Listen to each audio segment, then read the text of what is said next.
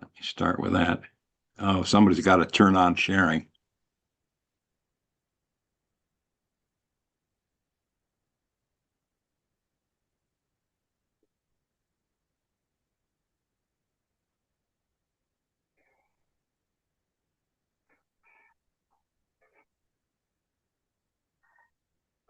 It worked well before.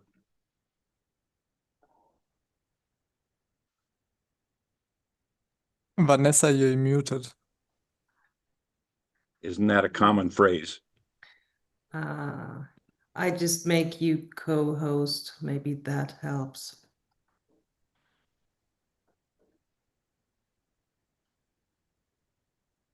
Aha.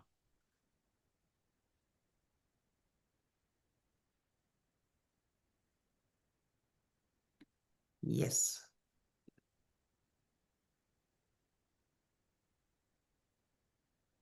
Okay. Can everyone see the shared screen? Yes. Okay. Well, let me start out. This is a combination of three types of photography. I don't plan on intending to be an expert in all three, except in stereo. I think I'm reasonable there. The subject of infrared or high dynamic range. Certainly there are others that may be more experienced with that than I am.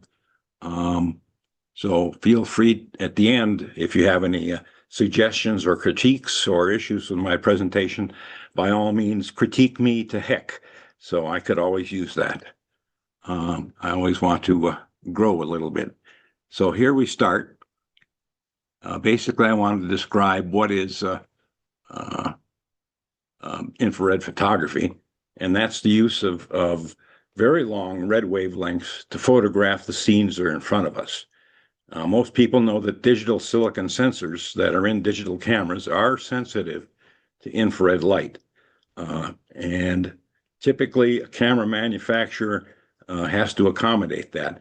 But you can remove all the normal visible light, blue, green, and most reds, with special pass filters that you can purchase. The issue is the typical Bayer color filter array that's ahead of our sensors. The dyes are not perfect, and they also pass some infrared wavelengths. However, most digital cameras have a special piece of glass in front of them intended to reflect or remove any of that infrared range so to provide more accurate color information. Typically, that's called a heat mirror, as it reflects those infrared wavelengths. How do I get to the next screen? Ain't working for me yet. There we go. Now here's a typical Bayer pass curve from, this is a Sony sensor, but they're all almost about the same. You can see the wavelengths at the bottom and the percentage of pass on the left-hand side. And I boxed in what's typically called infrared wavelengths or near infrared wavelengths from 700 nanometers up to stops at 1,000. Certainly it can go as higher. But typically those are the infrared wavelengths that we're dealing with. You can see that there's a peak of blue, a peak of green, and a peak of red in the normal visible range. But if you go beyond that, you see that some of the dyes still pass infrared wavelengths higher than that.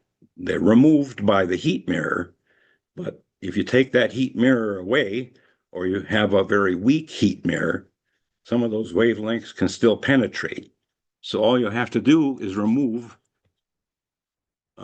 those visible wavelengths with a bunch of different filters. Here I typically use a filter of about 720 nanometers, so you can see how much is passed, starting at about 700 nanometers. It doesn't pass anything or hardly anything, and then it passes quite a lot above that. So you need a special filter to be able to isolate those infrared wavelengths. But what about that heat mirror? Well, cameras can be converted professionally by removing the heat mirror glass in front of the sensor and replacing it with a different piece of glass, or a different filter, or a piece of clear glass. That's also known as a full spectrum conversion, where you allow all of the infrared or all of the light to come through, including the infrared. But some early digital cameras had very weak heat mirrors. For instance, the Minolta Dimage 7, not the Dimage 7i, but the Dimage 7 does have such a weak heat mirror. And that's the camera, or the cameras in this instance, because we're dealing with stereo, of my choice. And this is what the camera looks like. It was introduced, I believe, in 2001. It's a fairly sophisticated model. It's sold for upwards of $2,000 originally.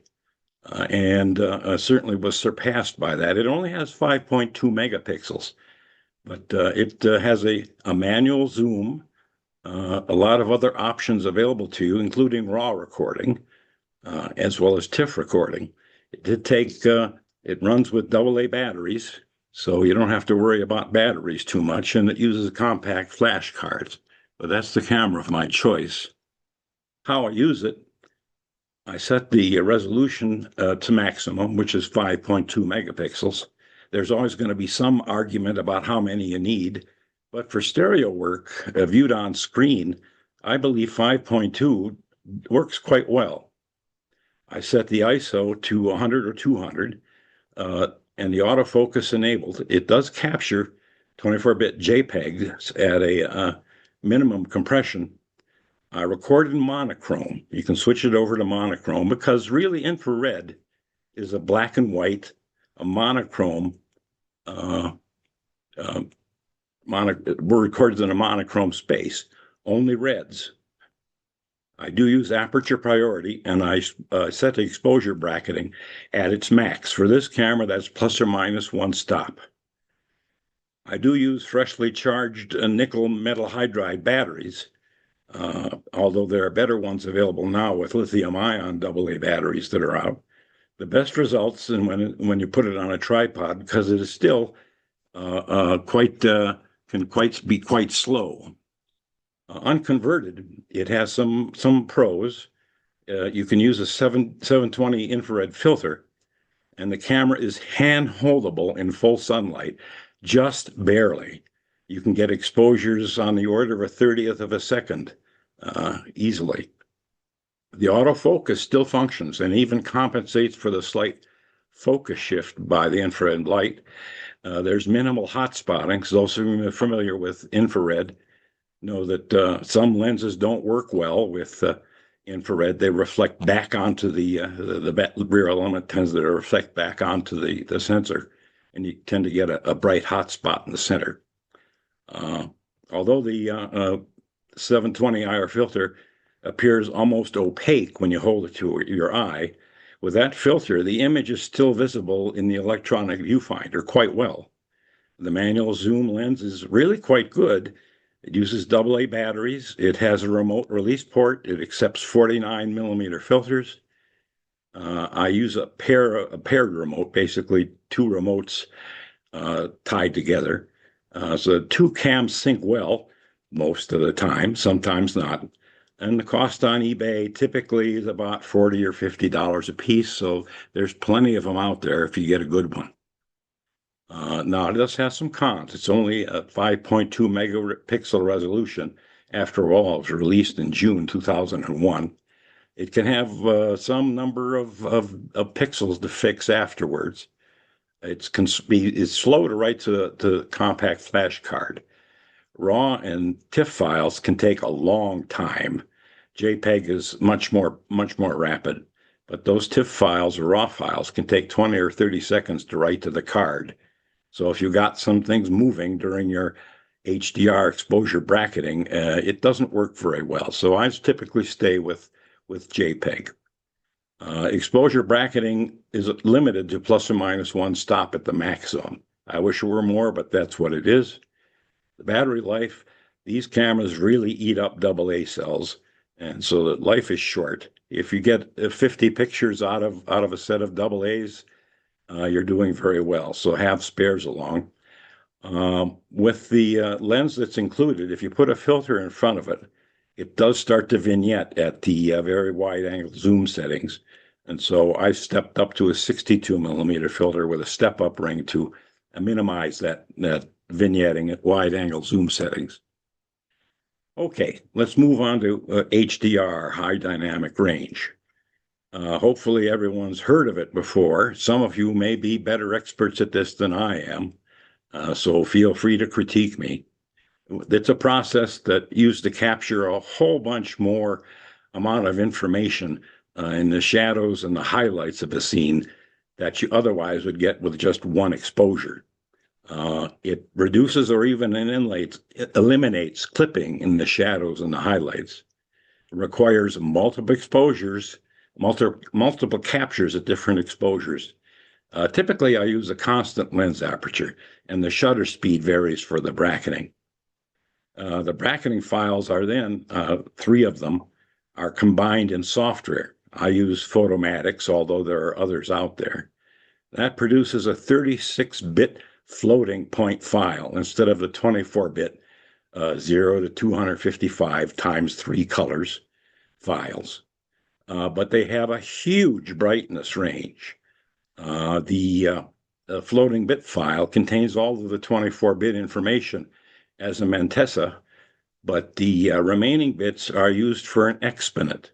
So you can have a considerable amount of range rather than just limiting yourself to 0 to 255, different ranges of red and blue and green. But there's a problem.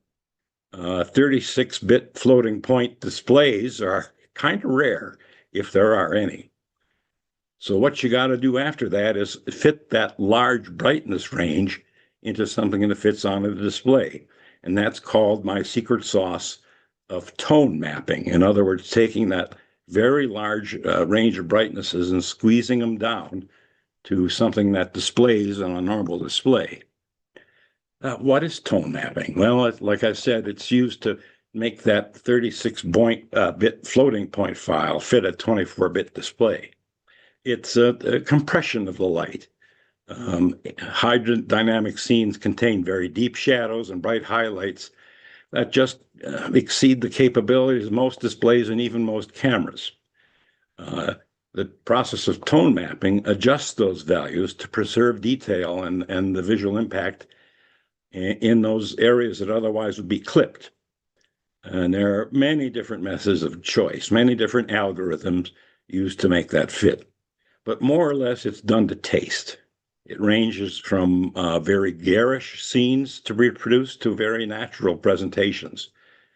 The next slide is going to show 3 exposures of the same scene, bracketing 1 stop over, 1 stop under, and 1 stop normal. And below it is the merged 60 thick 36-bit floating point file as displayed. The slide after that is a tone map result. So here it is. This is my west yard. 1 stop under, normal exposure, and 1 stop over. You can see that there's very little shadow detail in the -1 stop, although the clouds are well represented. In the normal scene, well, there's a little clipping going on in the clouds, and there's not much detail in the shadows yet.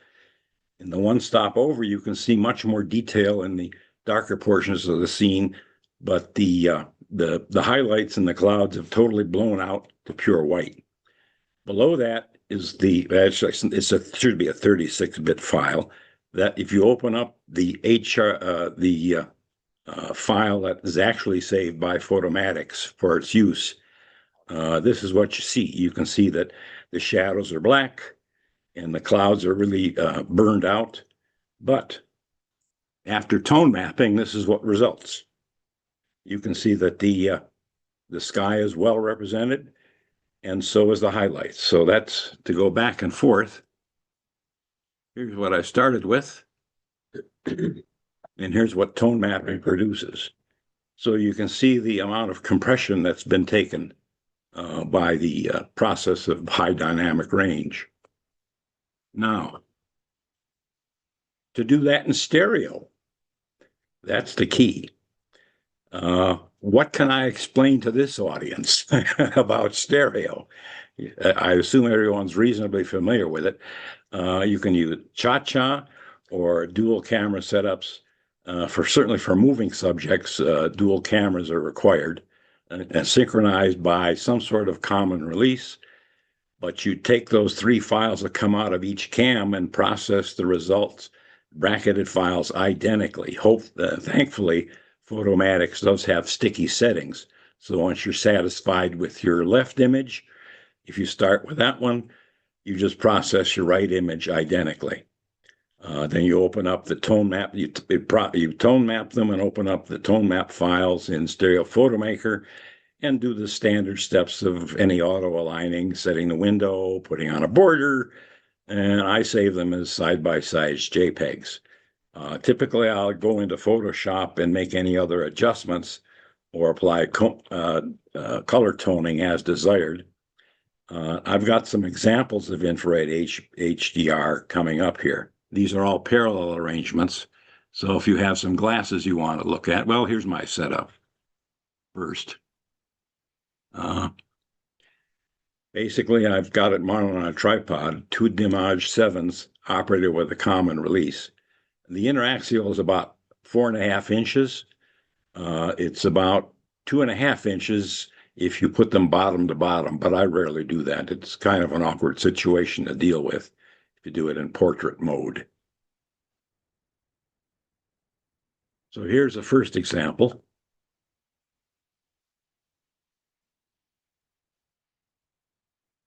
Again, this is infrared, high dynamic range, and stereo. This is about a 10-minute walk from my home. If George Themelis is online, he probably recognizes this.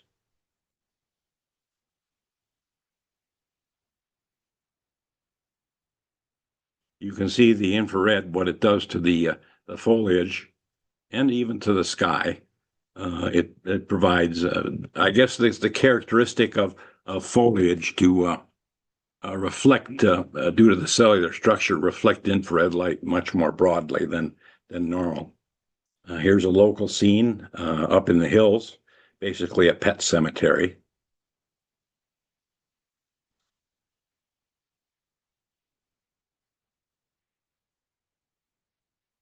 The Medicine Bow Mountains that are about 40 miles from me. That's Lake Marie, postcard scene typically of Wyoming. As you can see from the reflection in the water, the stereo holds up well. There's enough synchronization there that there's no shimmering or artifacts in the stereo artifacts in the water. Another local scene. Here again, this is in shadow, but infrared still has an impact. Certainly the trees stand out well against the clouded sky, and even the grasses in shade tend to reflect infrared light much more than they normally would.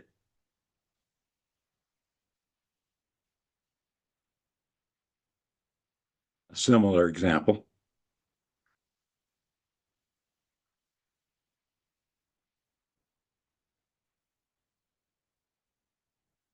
This is a cha-cha,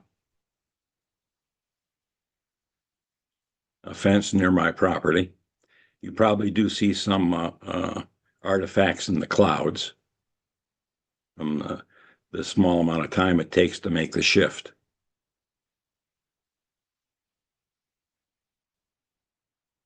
And that's it.